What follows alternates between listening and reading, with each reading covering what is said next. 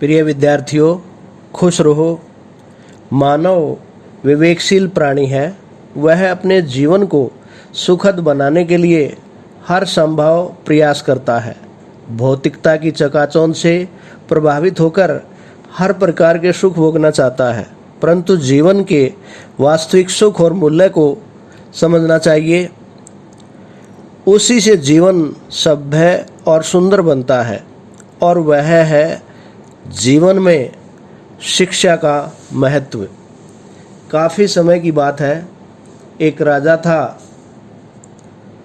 वह एक दिन शिकार करने जंगल में गया।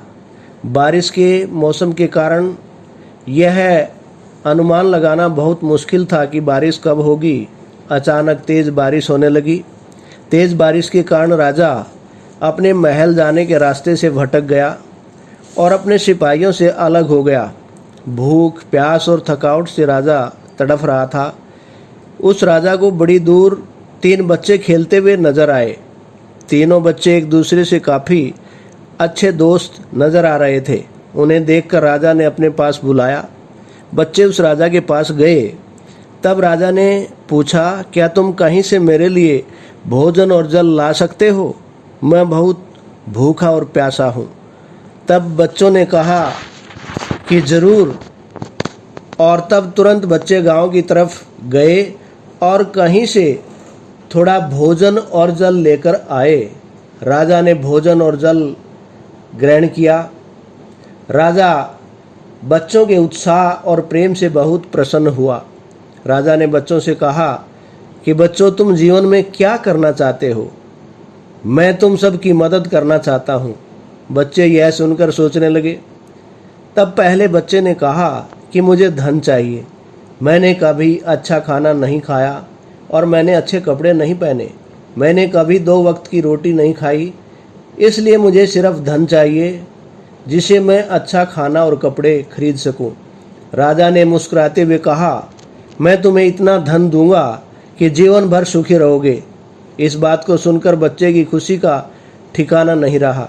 राजा ने अब दूसरे बच्चे से पूछा कि तुम्हें क्या चाहिए? उस बच्चे ने कहा, क्या आप मुझे बड़ा बंगला और घोड़ा गाड़ी देंगे? तब राजा ने कहा, क्यों नहीं, मैं तुम्हें आलीशान बंगला और घोड़ा गाड़ी दूंगा।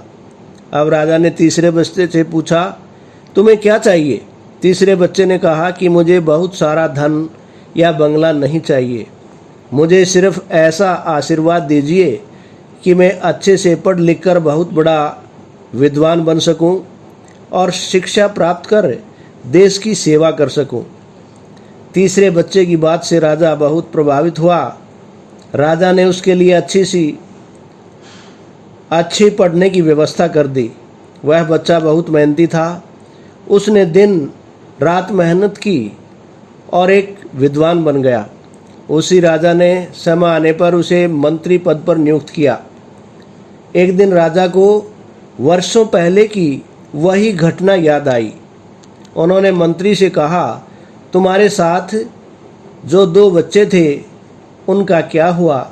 मैं एक बार तुम तीनों को एक साथ देखना चाहता हूँ, इसलिए तुम दोनों मित्रों को भोजन पर आमंत्रित कर दो। मंत्री ने मित्रों को आमंत्रित कर दिया। अगले दिन सभी एक साथ राजा के सामने प्रस्तुत हुए। राजा ने दोनों को अपने बारे में बताने को कहा। तब जिस बच्चे ने धन मांगा था वह बहुत दुखी होकर बोला, राजा साहब, मैंने आपसे धन मांगकर बहुत बड़ी गलती कर दी। मैं बहुत सारा धन लेकर आलसी हो गया। मैंने बेकार की चीज़ों में अपना धन व्यर्थ नष्ट कर दिया। मेरा कुछ धन तो चोरी भी हो गया। अब जिस बच्चे ने घोड़ा गाड़ी और बंगला मांगा था, उस बच्चे से राजा ने पूछा।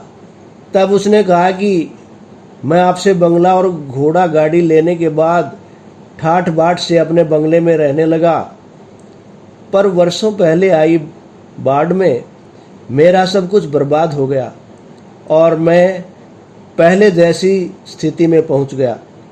धन संपदा हमेशा मनुष्य के पास नहीं रहते, परंतु शिक्षा रूपी ज्ञान जीवन भर मनुष्य के काम आता है और इसे कोई चोरी भी नहीं कर सकता।